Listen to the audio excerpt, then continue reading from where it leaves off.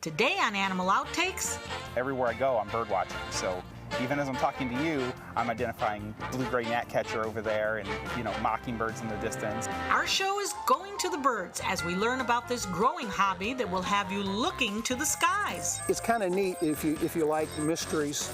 It's kind of like being a detective. We have a lot of eagles around, and people should be able to recognize them and appreciate them.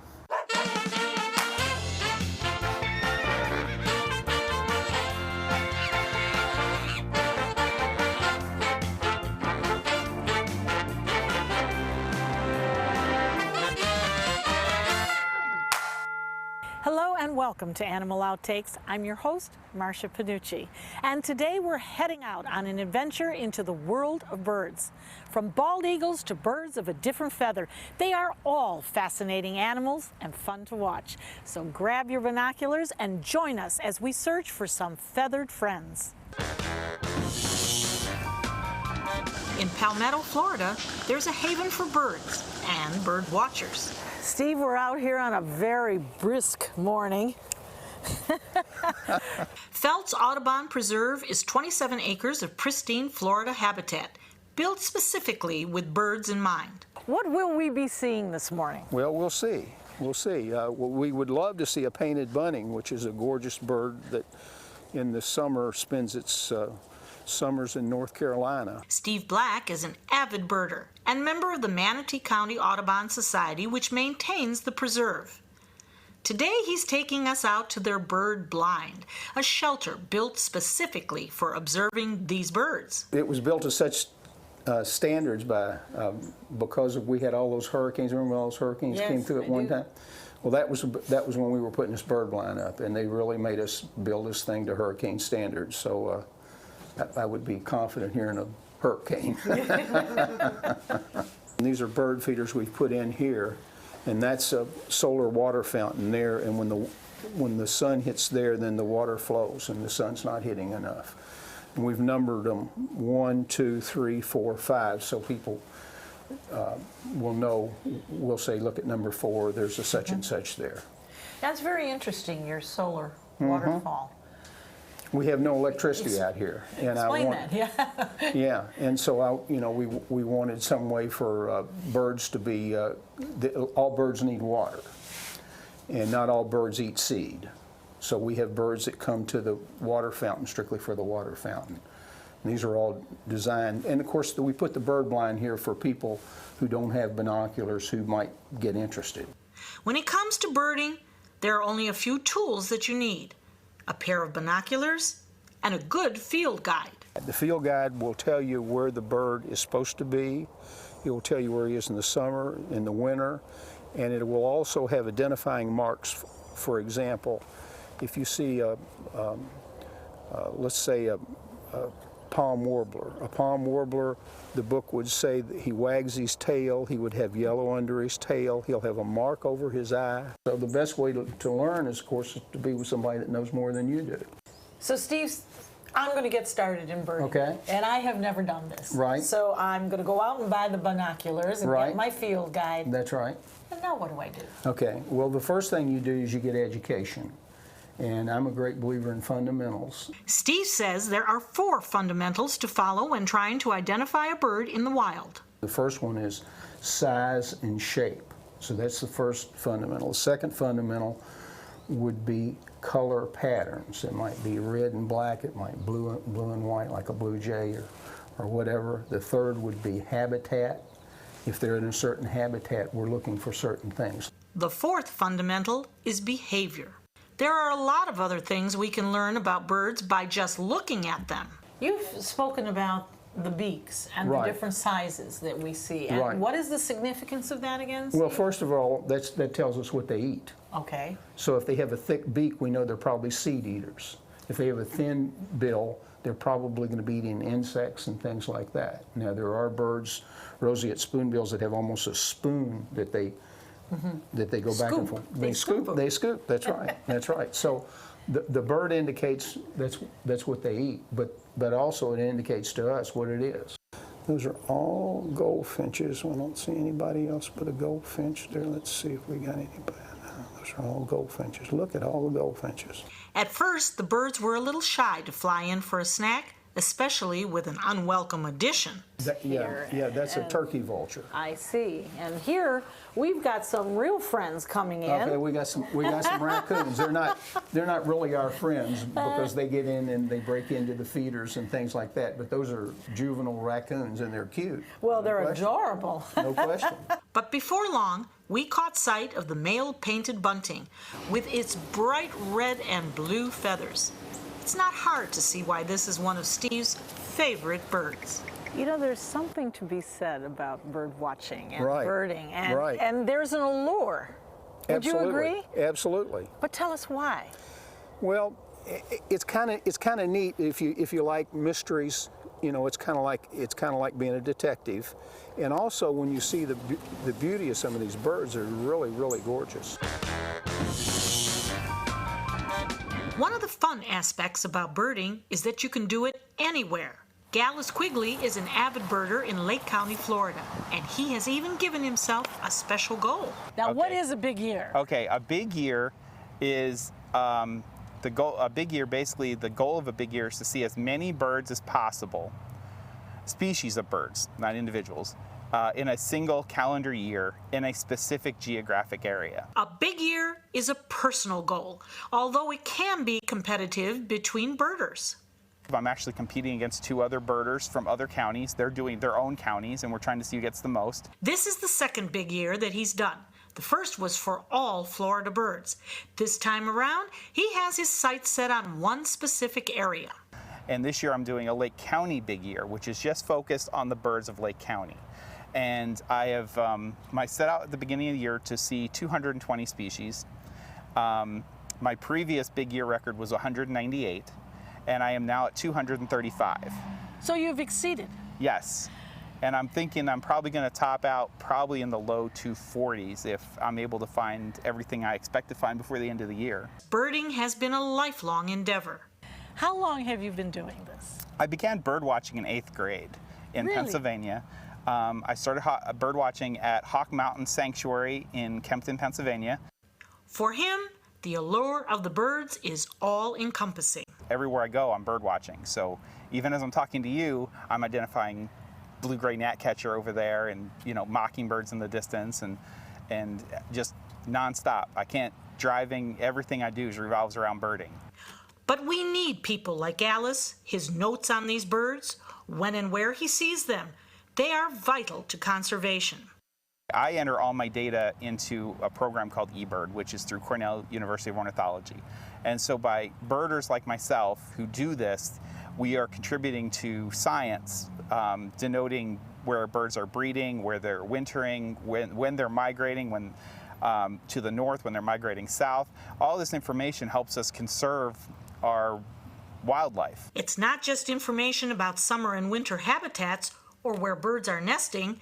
It's also important to protect the spaces in between, making sure birds have safe places to stop while they are migrating. And for Florida, with a lot of specialized species, it also helps us know where they are, like Florida scrub jays, red-cockaded woodpeckers. These are birds that are habitat specific, and it lets us know where they are.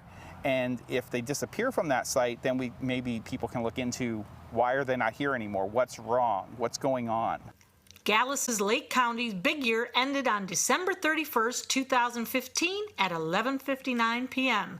with a total count of 243 species, 23 more than his goal, and a new personal record. So does this become a personal achievement for you as well as contributing to the scientific?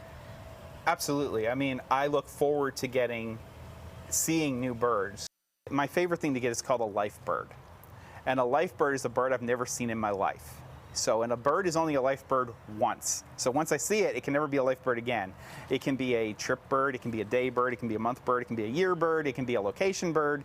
It can be many other things, but it can only be a life bird once. And my entire, being is about finding new life birds.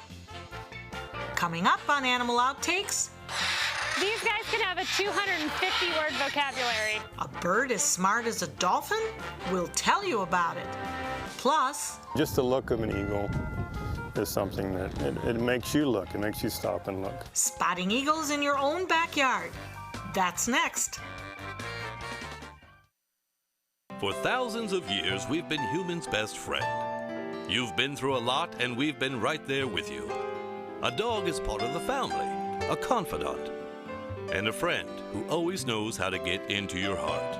So what happens to our beloved companions when we can no longer care for them?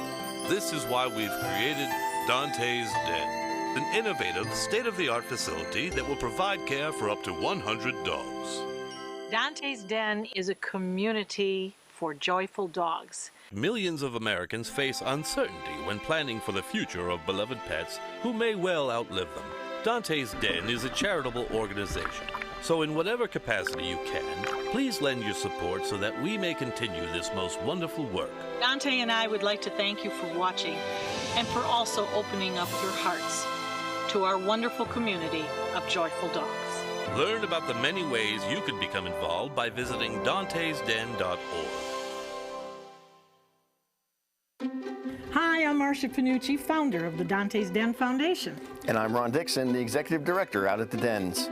Dante's Den has come a long way since its inception to where we are now. We've helped hundreds of dogs since we've opened, but now we need your help. We sure do, Marcia. Dante's Den needs great volunteers to help us feed, walk, and play with all of our furry friends. So come on out and enjoy our 50 acres of beautiful countryside where you can also feed miniature Holstein cows. And their babies. And Hee-Haw. The donkey. And Buttercup. A beautiful miniature horse.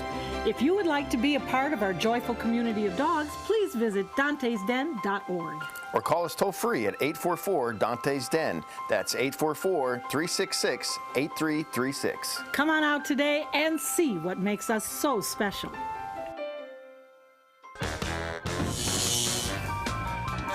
While you can find an abundance of bird species in parks and natural preserves, you don't always have to travel to see some impressive animals. You just have to know where to look. Dale, we're here on Longboat Key, Florida, on a beautiful morning, and right behind us. Yep, you've got some bald eagles up there nesting in a tree, right? Posing for us this morning. Dale Nauman heads up the Eagle Watch in Sarasota County, and he says these majestic birds are more common than you would think. We have about 40 active nests in Sarasota County, a few more each year, so it's becoming less rare. And eagles have been having to adapt to what we're doing, so we're seeing more of the eagles around us, closer to us. Once in danger of extinction from hunting and trapping, the eagle has bounced back and is now found across the United States and in Canada too. So we do have some regulations and laws protecting this grand bird. We do. The birds in the nests are protected. From destroying it or killing it or shooting the birds. The activity that you do that disturb them is where you get in a big gray area of what you're allowed to do and what you're not. The bald eagle is the national symbol for the United States and is considered sacred in every Native American Indian tribe. It's not hard to understand the allure. They are an impressive bird. I guess it's just the regal look that it has, the striking colors. They're not a rainbow of colors, they're only brown and white, and the gold feet and the beak, but the striking, the contrast of those colors, and just the look of an eagle is something that it makes you look, it makes you stop and look. In Florida, nesting season generally runs from October to May. Historically, how many eggs would you say are laid at a particular time? Is it one time during one period of nesting? It's only once a year in that period that we talked about. They average 2. A lot of them will only have 1, and occasionally we'll have one with 3, but that's fairly rare. Maybe 1 out of 40 nests will have 3 each year. Once the young eagles have left the nest, they'll take off, traveling north for the summer, but return to Florida in the fall, oftentimes to the same nest. Speaking of nests, they're just as impressive as the birds. At 6 feet across and 4 feet deep, the eagle's nest is among the largest in the world. And in Florida, at least, you'll most likely find those nests in southern pines. It's because it's tall, and a southern pine is typically like that, where it grows straight up, and then there's a Y of branches where you have a perfect spot for a nest, and then you have the cover over on top, but it's still fairly open where they can fly in. So 90% of the nests, maybe more than 90% of the nests are in a southern pine. So if you want to see an eagle, all you have to do is look. When I drive between Braden and Sarasota, I see an eagle every day. Along I-75, you'll see them flying over, you'll see them on poles. All you have to do is look. And once you learn to spot an eagle, you'll be able to tell an eagle from an osprey and a vulture and all that. So we have a lot of eagles around, and people should be able to recognize them and appreciate them. When an eagle is flying, his wings are straight out and flat. An osprey, they kind of droop down, and a vulture, they're turned up. But an eagle is flat. An eagle has a bigger head and neck, so it has a little different profile from the others. And eagles usually take a direct flight. You don't see eagles just kind of flying around, you know, soaring like a vulture. When an eagle has somewhere to go, he goes there. Still ahead on Animal Outtakes. Can you see Cracker? Oh, Cracker! Phew. We're chatting with some exotic birds next.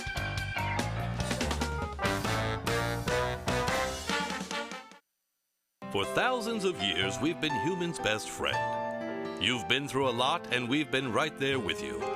A dog is part of the family, a confidant, and a friend who always knows how to get into your heart.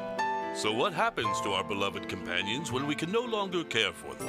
This is why we've created Dante's Den, an innovative, state-of-the-art facility that will provide care for up to 100 dogs. Dante's Den is a community for joyful dogs. Millions of Americans face uncertainty when planning for the future of beloved pets who may well outlive them.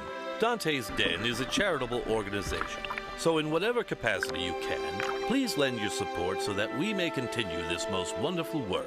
Dante and I would like to thank you for watching and for also opening up your hearts to our wonderful community of joyful dogs. Learn about the many ways you could become involved by visiting dantesden.org. Hi, I'm Marcia Panucci, founder of the Dante's Den Foundation. And I'm Ron Dixon, the executive director out at the Dens. Dante's Den has come a long way since its inception to where we are now. We've helped hundreds of dogs since we've opened, but now we need your help. We sure do, Marcia. Dante's Den needs great volunteers to help us feed, walk, and play with all of our furry friends. So come on out and enjoy our 50 acres of beautiful countryside where you can also feed miniature Holstein cows. And their babies. And Hee-Haw. The donkey. And Buttercup. A beautiful miniature horse. If you would like to be a part of our joyful community of dogs, please visit dantesden.org. Or call us toll free at 844-DANTES-DEN. That's 844-366-8336. Come on out today and see what makes us so special. On your TV, on your computer, on your camera, on your smartphone, on your Apple Watch. And now you can get ABC7, your Suncoast News, on Roku. Just go to mysuncoast.com and click on the mobile tab for a list of fast and free downloads that deliver ABC7, your Suncoast News, on the go. Have you ever wondered what it's like to save a life? Find out by donating platelets at Suncoast Blood Bank. I'm Haley Wilgus, ABC7. Platelets aid in the clotting process and are vital in the treatment of cancer and surgical patients, trauma victims, and critically ill newborns. It's tough to keep enough on the shelves because they only last 5 days. To donate, call this number or visit scbb.org and you can help save a life. ABC7 congratulates Suncoast Blood Bank on 65 years of serving our community. Monday at 5 on ABC7's Good Morning Suncoast. Hello, I'm Don Brennan. In the fight against cancer, new treatments and important research often come to mind. But what if you could keep cancer away before it even starts? Well, Monday on Good Morning Suncoast, we'll show you simple steps that you could take to stay healthy. John? We're watching the moistening of our atmosphere lead to more showers across the Suncoast. We'll give you the week's forecast bright and early. Monday at 5 on ABC7's Good Morning Suncoast. We're here for you.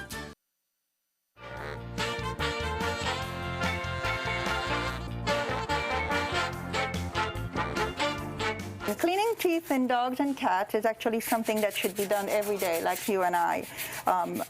In most situations, it's usually the sugars in the food that cause damage and tartar, and we do like to feed our dogs a bunch of stuff. People like to say it's a canned food, but not necessarily, although there's a lot of sugars in the canned food as well, carbohydrates. So the rule of thumb is when you have a young animal or you start getting an animal in your life, you want to get them used to not only having their feet handled for nail trims, but also having their mouth handled. And you want to start scrubbing their teeth. You use a baby toothbrush, usually kind of very, very soft, or you can use specialized dog-cat toothbrushes. So how often do you go to the veterinarian to get them clean? That usually depends on the animal. If you have certain breeds like Yorkshire Terrier that are very predisposed, or Chihuahua, to having bad teeth or bad hygiene in their gums, you may have to go more often than if you have, for example, a Labrador. Again, those are generalizations. It depends on the breed, it depends on what they eat, it depends on their overall health, and it depends on the care you give them. Because teeth health can also represent the general body health. The bald eagle is easily identified by the stark white feathers on its head and neck. But they're not born looking that way. It's 5 years till it gets to look like that. When they're born, they're almost all dark brown with little white specks. And then like the third year, you'll see the head starting to turn white. Third and the fourth year, they look like they're kind of dirty, mixed. You know, it looks like sometimes people will call, we got an eagle out here that has oil on it or something's wrong with it. And it's just a young one that's making the transition. When it comes to longevity, birds take the cake. The painted bunting can live upwards of 10 years, and eagles more than 3 times that long. But there are some exotic species that can actually outlive humans. Take Andy, for instance, a green-winged macaw who is in his late 50s. Now, you say he's 50 years old. How many more years does he have to go?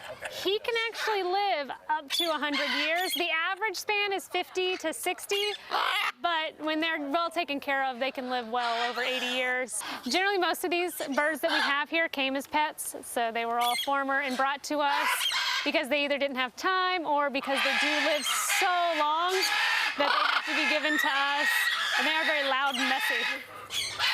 This is a very, very sweet bird that you can tell there's a few years of age on here. And I'm not seeing a lot of intense eye movement. Is there by any chance some problem with his eyes? He is blind. He's an older gentleman, so he is going blind. At least as far as we can tell, he's got some cataracts and things like that. He's losing his eyesight. What other senses are taking over right now? Well, they don't really have a sense of smell, so that's really pretty much he's using his hearing. He's got really good hearing, and he uses touch. We always warn him when we're coming in and kind of nudge him in the nose just so he knows that someone's there. As for intelligence, these parrots are incredibly smart. Our friend Andy has a pretty good vocabulary. Can you see Cracker? Oh, Cracker! You! This cockatoo named Frosty is a retired performer.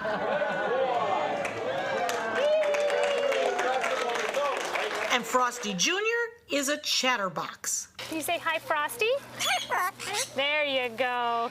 That's a good bird. But perhaps the most impressive is Fortune. Fortune is an African gray parrot. While smaller than his cousin Andy, the African gray is considered one of the smartest birds in the world. These guys can have a 250-word vocabulary. These are known as the smartest parrots. They're very common to have as pets because they are really smart. They're on the same level as dolphins and that kind of animal. From the smartest to one of the rarest, the hyacinth macaw. These are endangered. There's not too many of these guys left. And aren't you pretty? Is this Roxanne? This is Roxanne. Okay. The color blue is just so intense, and those gorgeous eyes. And you are rare, pal. Very rare. Why? Why? These guys, it's generally habitat loss and human issues that cause them to be endangered. The hyacinth macaw is native to South America, and it's the largest of the parrot species, measuring a little over 3 feet from head to tail. For someone considering getting a bird as a pet, Kelly warns, do your research. They need a lot of attention. They're very loud, very messy, so you definitely want to have a space for them to go so that they don't stress out the animals you already have in your house. So you really should have a huge cage for them, is that correct? They definitely need a large enclosure and definitely an area that's just for them so they're not intruding on anyone else's turf. We'll be right back.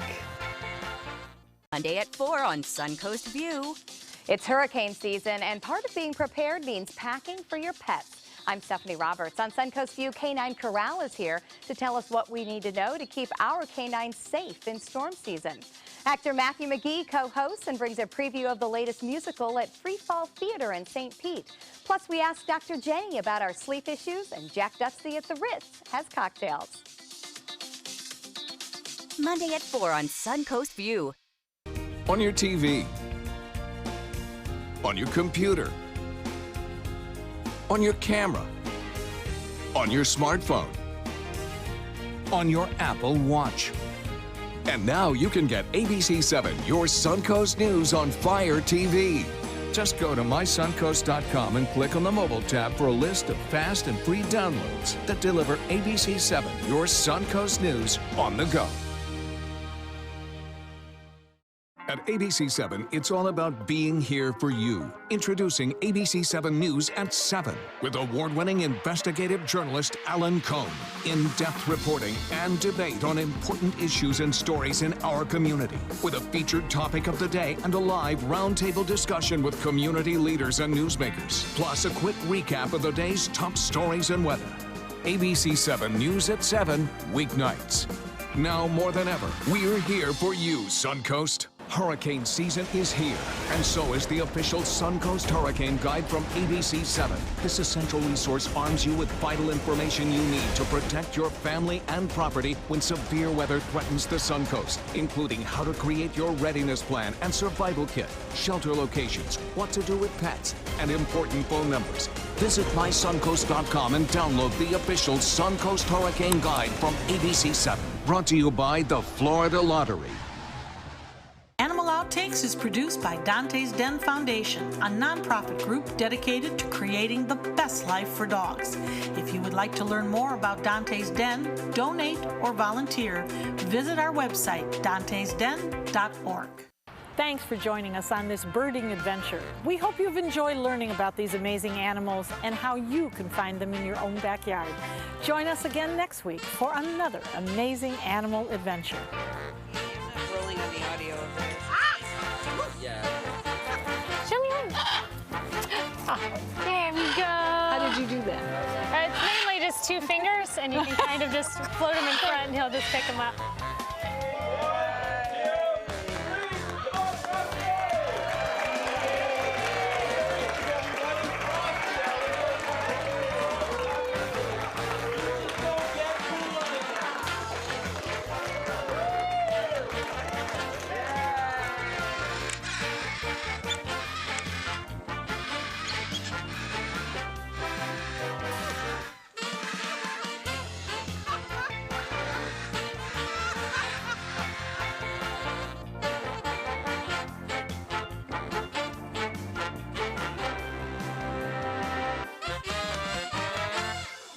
On your TV,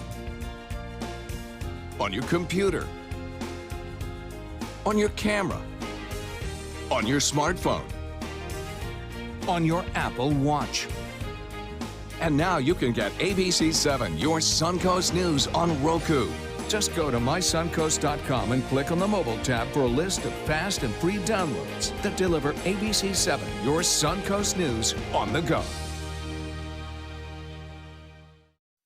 Monday at 5 on ABC7's Good Morning Suncoast. Hello, I'm Don Brennan. In the fight against cancer, new treatments and important research often come to mind. But what if you could keep cancer away before it even starts? Well, Monday on Good Morning Suncoast, we'll show you simple steps that you could take to stay healthy. John? We're watching the moistening of our atmosphere lead to more showers across the Suncoast. We'll give you the week's forecast bright and early. Monday at 5 on ABC7's Good Morning Suncoast. We're here for you. Hurricane season is here. Are you prepared? ABC7 has the information you need. Access our special Surviving a Hurricane now. Learn how to prepare a readiness plan and survival kit. Know your evacuation route. Be prepared, Suncoast, when severe weather threatens. Access our special on our ABC7 app and all our live streaming platforms. Apple TV, Amazon Fire TV, and ABC7's Pump Patrol, a list of the Suncoast's cheapest gas on mysuncoast.com. ABC7, your Suncoast News. We're here for you weeknights at 5.